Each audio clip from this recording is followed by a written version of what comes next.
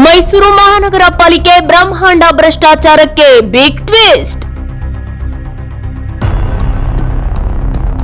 100 ಕೋಟಿ ಬೆಲೆಯ 10 ಎಕರೆ ಭೂಮಿ ಕಬಳಿಸಲು ದಶಕಗಳಿಂದ ನಡೆಯುತ್ತಿದೆ ಸಂಚು.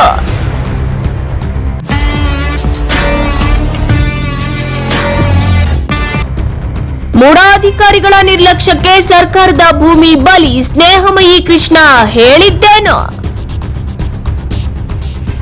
ಹಿನಕಲ್ ಗ್ರಾಮದ ಸರ್ವೆ ನಂಬರ್ 155ರ 20 ಎಕರೆ ಭೂಮಿಯನ್ನು ಇಬ್ಬರ ಹೆಸರಿಗೆ ಖಾತೆ ಮಾಡಿದ್ಯಾಕೆ ಅಧಿಕಾರಿಗಳು? ಮೈಸೂರು ನಗರ ಅಭಿವೃದ್ಧಿ ಪ್ರಾಜೆಕ್ಟ್ ಸೇರಿದಂತಹ ಹಲವಾರು ಜಮೀನುಗಳು ಬೇರೆಯವರ ಪಾಲಾಗಿದೆ. ಸರ್ಕಾರದ ಅಧಿಕಾರಿಗಳು ಕೂಡ ನಮಗೆ ಮಂಜೂರಾತಿ ಮಾಡಿಕೊಟ್ಟಿದ್ದಾರೆ ಅಂತೆಲ್ಲ ಸುದ್ದಾಗಿ ಸೂಚನೆ ಮಾಡಿಕೊಂಡು ಆ ಜಮೀನು ತಂದೆ ಅಂತೇಳಿ ಅವರು ಹೋರಾಟ ಇದ್ದಾರೆ. ಕುವೆಂಪು ವಿದ್ಯಾವರ್ಧಕ ಟ್ರಸ್ಟ್ಗೆ ಖಾತೆಯಾಗಿರುವುದು ಅಕ್ರಮ, ಭೂಮಿಗಾಗಿ ನಡೆದಿತ್ತು ಭಾರೀ ಷಡ್ಯಂತ್ರ.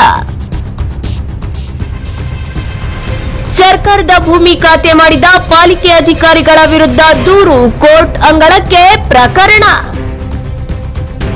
ಏನು 20 ಎಕರೆ ತಂದೆ ಅಂತೇಳಿ ಕುವೆಂಪು ಟ್ರಸ್ಟ್ ಅವರು ಹೇಳ್ತಾರೆ, ಅದರಲ್ಲಿ 10 ಎಕರೆ ಪುಣ್ಯವಾರು ಸೇರಿದ್ದು ಮತ್ತು 20 ಎಕರೆ ರಾಮಾಯಣ ಸೇರಿದ್ದು ಅಂತೇಳಿ ಅವರು ಕೂಡ ಕೆಲವು ದಾಖಲೆಯನ್ನು ಇಟ್ಕೊಂಡಿದ್ದಾರೆ.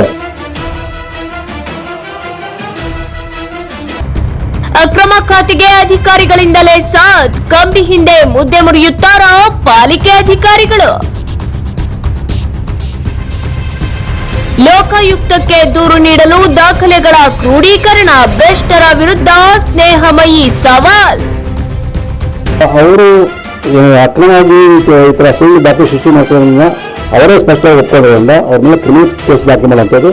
ಮೈಸೂರು ನಗರ ಅಭಿವೃದ್ಧಿ ಪ್ರಾಧಿಕಾರ ಆಯುಕ್ತರಿಗೆ ನಾನು ಗಮನಕ್ಕೆ ತಂದಿದ್ದೀನಿ ಮತ್ತು ಈ ಪ್ರಕರಣ ಆಗಲೇ ಮಾನ್ಯ ಉಚ್ಚ ನ್ಯಾಯಾಲಯ ಇರೋದ್ರಿಂದ ಈ ಎಲ್ಲ ವಿಚಾರವನ್ನು ಮಾನ್ಯ ಉಚ್ಚ ನ್ಯಾಯಾಲಯ ಗಮನಕ್ಕೆ ತಂದು ಮಾನ್ಯ ಉಚ್ಚ ನ್ಯಾಯಾಲಯದಲ್ಲೇ ಆ ಒಂದು ಕ್ರಮ ಆಗೋ ರೀತಿಯಲ್ಲಿ ಏನು ತಪ್ಪಿತಸ್ಥರ ಅಧಿಕಾರಿಗಳ ವಿರುದ್ಧ ಕ್ರಿಮಿನಲ್ ಮೊಕದ್ದಮೆ ದಾಖಲೆ ಮಾಡೋದು ಮತ್ತು ಆ ಒಂದು 20 ಎಕರೆ ಜಮೀನು ಮೈಸೂರು ನಗರ ಪ್ರಾಧಿಕಾರಕ್ಕೆ ಸೇರ್ಪಡೆಗೊಳಿಸೋದು, ಈ ಒಂದು ನಿಟ್ಟಿನಲ್ಲಿ ನನ್ನ ಹೋರಾಟ ಮುಂದುವರಿಯುತ್ತೆ. ಸ್ನೇಹಮಯಿ ಕೃಷ್ಣರ ಸುದರ್ಶನ ಚಕ್ರಕ್ಕೆ ಬಲಿಯಾಗ್ತಾರಾ ಪಾಲಿಕೆ ಕಡು ಭ್ರಷ್ಟ ಅಧಿಕಾರಿಗಳು ಎಂಬ ಸುದ್ದಿ ಹೇಳ್ತೀವಿ ಅತಿ ಶೀಘ್ರದಲ್ಲಿ. ವೀಕ್ಷಿಸಿ ನಿಮ್ಮ ಶ್ರೀ ವಿಜಯ ಟಿವಿ ವಾಹಿನಿಯಲ್ಲಿ ಮಾತ್ರ.